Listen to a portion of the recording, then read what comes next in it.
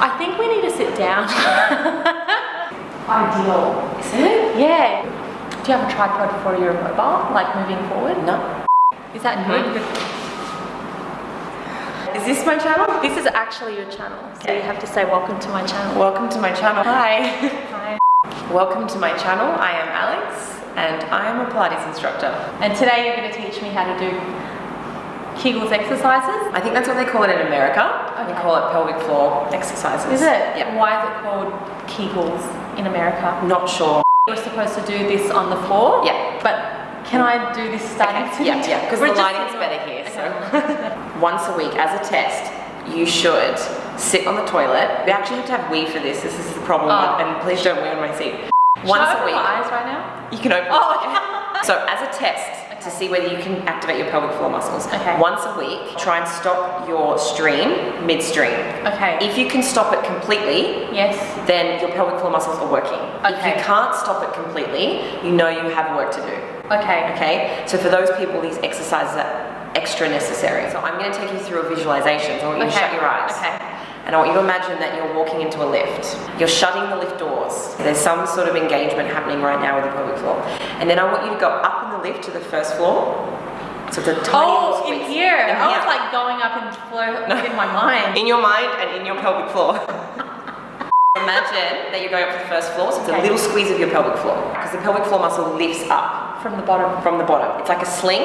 You're going to lift it up a little bit. And then you're going to lift it up a little bit more to the second floor. Okay. And then the third floor, fourth floor, fifth floor, sixth floor, seventh floor, eighth floor. You're squeezing as hard as you can. And then relax, let go. Okay? So it's easier the second time I explain it. So walk back into the lift. How do I do that? Okay, so How do I go into the lift? just like think about your pelvic floor. So walking into the lift is like you're coming into awareness of your pelvic floor. I can feel it. Okay. Okay. And then you're going to go up to the first floor. So it's a little squeeze. Okay. Second floor. Okay. Third floor. Okay. Fourth floor. Fifth floor. Sixth floor. Seventh floor. Eighth floor. Squeezing as hard as you can, and then relax, let go. How long am I supposed to hold it up on the 8th floor? We'll get to that in a second. Oh. We only want to engage our pelvic floor 10 to 20% when we're moving. So we're not like squeezing as hard as we can and then letting go. Can I ask why? Yep. Research. So it's only a small little engagement. You don't have to squeeze as hard as you can, because probably what's going to happen is lots of other muscles in your body, in your abs, are going to switch on and the pelvic floor won't actually lift. Right. We need it to lift, which is why it's better to do it lying down, because there's a higher chance that all of your other muscles will be nice and relaxed if you're just resting on the ground. Everyone should be strengthening their pelvic floor. So from like a young age, you want to start engaging your pelvic floor. If you have babies, if you're pregnant, there's a chance that your pelvic floor can become extremely weak, and that can cause incontinence.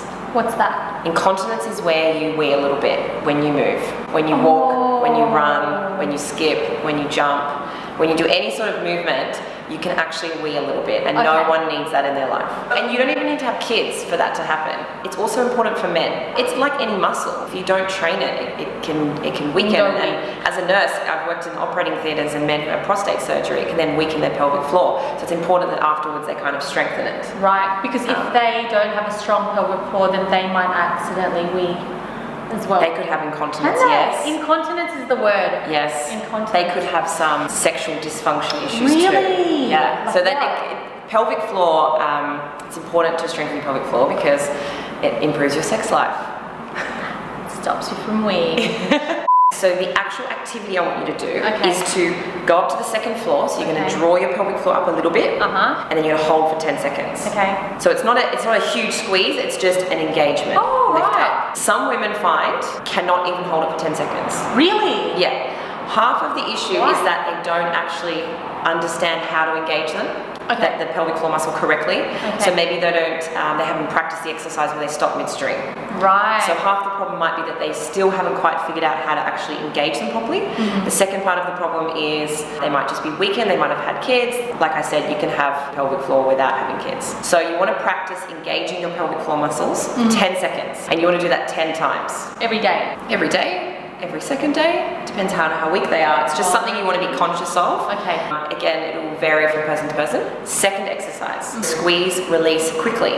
So before, we were doing a long hold. So that's working the slow twitch muscle fibers. We also have fast twitch muscle fibers. If you think about a long distance runner and a sprinter, Yes. people are either, they've got slow twitch or fast twitch muscle fibers. To work your fast twitch muscle fibers, you want to squeeze, release 20 times. So it's a quick squeeze, release, squeeze, release. Okay. You counting to 20? No.